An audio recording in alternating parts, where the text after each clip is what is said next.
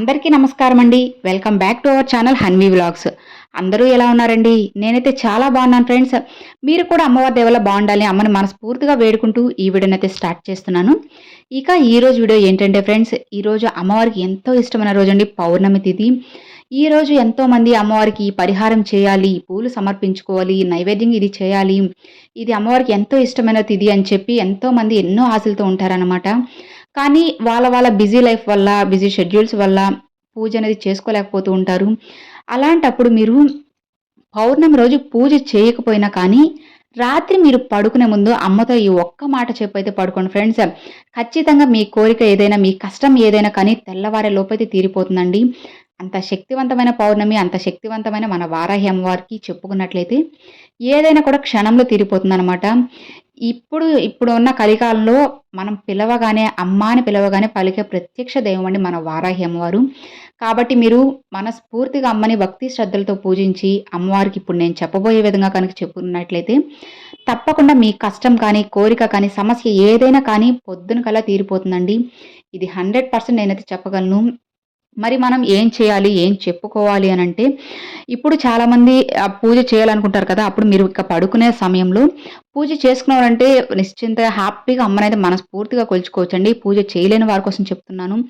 ఎందుకనంటే కొంతమంది ఆఫీస్ కానీ, లేదంటే ఎక్కడైనా బయటెళ్ళాలనో ఇట్లా ఏదో ఒకటి ఉంటుంది కాబట్టి, వాళ్ళు ఇక రాత్రి పడుకునే సమయంలో అమ్మని ఒక్కసారి మనసులో అయితే తలుచుకొని, అమ్మ నేను నీకు ఈరోజు పూజ చేద్దాం అనుకున్నాను. అసలు కుదరలేదు. నీ గుడికి వద్దామనుకున్నాను. ఇక సమయానికి ఏదో పని వచ్చి పడింది తల్లి. నన్ను ఎలాగైనా రప్పించుకోమ్మా నీ దగ్గరికి అని చెప్పి అమ్మవారికి చెప్పుకొని, మీ సమస్య ఏదైతే ఉందో ఫ్రెండ్స్ అదైతే చెప్పుకోండి. ఇక మీరు ఈ రోజుల్లో కానీ, ఈ మధ్యలో ఎప్పుడైనా కానీ ఏదైనా ఒక తప్పు చేసున్నా, మీకు తెలిసో తెలియకో ఎవరికైనా హాని తలపెట్టున్నా, ఏదైనా కానీ ఒకరికి చెప్పుకోలేని విషయాలు కొన్నైతే ఉంటాయి కదండీ!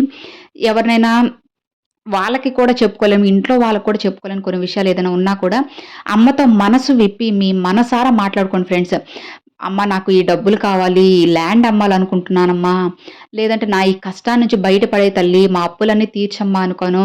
లేదంటే వాళ్ళకి నేను ఆ రోజు హాని చేశాను తల్లి, వాళ్ళని క్షమించమని కోరుకోవాలి. వాళ్ళు నాతో మాట్లాడేలా చేయమ్మా. ఆ తప్పుకు నన్ను క్షమించు తల్లి అని చెప్పి మీరు చేసిన తప్పు మీరు ఒప్పుకోవాలండి. ఎందుకనంటే మనం బయట వాదించకపోవచ్చు కానీ మన మనసుకు తెలుసనమాట. మనం చేసింది తప్పా, కరెక్ట్ అనేది మనకు తెలుస్తుంది కాబట్టి అమ్మని మనస్ఫూర్తిగా మనం ఎలాంటి ఏమీ లేకుండా మనసులో ఉన్న ప్రతీదీ కూడా అమ్మవారికైతే చెప్పుకున్నట్లయితే ఖచ్చితంగా మన కోరిక ఏదైనా కూడా అమ్మవారైతే తీరుస్తారండి. మీరు ఇదే ఫ్రెండ్స్, అమ్మ నేను వాళ్ళకి తప్పు చేశాను ఇట్లా క్షమించు, లేదు అనుకుంటే నా ఈ అప్పులు తీర్చుతల్లి అని చెప్పుకోవడము, లేదంటే నాకు ఉద్యోగం రావాలి అనుకోవడము, లేదంటే చిన్నపిల్లలైతే మాకు ఎగ్జామ్స్ ఉన్నాయమ్మా వాటిని బాగా రాయాలి, చదివింది గుర్తుండేలా చేయతలే, అలా ఏదైనా కానీ ఫ్రెండ్స్ మీ సమస్య ఏదుంటే అది చెప్పుకోండి. ఇప్పుడు నేను ఇవి మాత్రం ఎందుకు చెప్పానంటే కొన్ని ఎగ్జాంపుల్స్కి మాత్రమే చెప్పానండి, ఏ విధంగా చెప్పుకోవాలనేది మాత్రమేను. ఇలా మీకు ఏ సమస్య అయినా, అనారోగ్యం ఉన్నవాళ్ళు ఆరోగ్యం కుదుట పడాలన్నా కూడా, పంట పొలాలు బాగా పండాలన్నా ఏదైనా కానీ అమ్మని మనస్ఫూర్తిగా భక్తి శ్రద్ధలతో కొలుచుకొని చెప్పుకోనండి. దీనికి ఎలాంటి నియమాలు ఏమీ ఉండవు కాబట్టి పడుకునే ముందు ఒక 5 నిమిషాలు కేటాయించుకొని అమ్మవారికి మీ మనసు విప్పి అమ్మతో మాట్లాడండి. ఎలా అయితే మాట్లాడతారో అమ్మవారు మన పక్కనే ఉన్నారు, లేదా మన ఎదురుగానే ఉన్నారు అని చెప్పి అనుకొని మీరు చెప్పాలి అనుకున్న ప్రతిదీ కూడా అమ్మవారికి మనస్ఫూర్తిగా అయితే చెప్పుకోవచ్చు అన్నమాట. ఖచ్చితంగా మీ కోరిక కానీ, సమస్య కానీ అమ్మవారైతే తీరుస్తారు. తీర్చాలి అని నేను కూడా మనస్ఫూర్తిగా అయితే కోరుకుంటున్నానండి. ఇక మరి ఆ రోజు పూజ చేయాలనుకున్న వారు అమ్మవారికి ఇష్టమైన పానకాన్ని సమర్పించుకొని, ఎరుపు రంగు పూలుంటే అమ్మవారికి సమర్పించి, ఇక మీ చేతనైనంతలో నైవేద్యం అనేది అమ్మవారికి సమర్పించుకొని, ఎరుపు రంగు ఒత్తులతో దీపం అనేది పెట్టుకున్నట్లయితే చాలా మంచిది. ఇంకా ముఖ్యంగా యాలకుల మాల వేసినా, పసుపు కొమ్ములతో మాల వేసినా కూడా అమ్మవారికి ఎంతో శ్రేష్టమండి. కాబట్టి మీకు వీలైనంత వరకైతే చేసి చూడండి.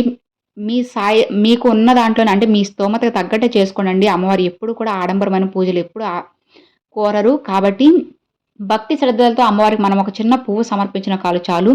అమ్మవారు కొంచెం భక్తిగా మన దగ్గరకు వచ్చేస్తారన్నమాట. నమ్మకంతో చేయండి ఫ్రెండ్స్, ఖచ్చితంగా మీ కోరిక అనేది తీరుతుంది. ఏదైనా కూడా అమ్మవారైతే తీరుస్తారు. ఇక మరి చూసారు కదండి, అది ఈ వీడియో మీ అందరికీ నచ్చింది అని అనుకుంటున్నాను. నచ్చితే లైక్ చేయండి, మీ ఫ్రెండ్స్ అండ్ ఫ్యామిలీస్కి షేర్ చేయండి. ఫస్ట్గా మన ఛానల్ చూసేవాళ్ళు సబ్స్క్రైబ్ చేసి సపోర్ట్ చేయండి ఫ్రెండ్స్. Thanks for watching. జై వారాహి.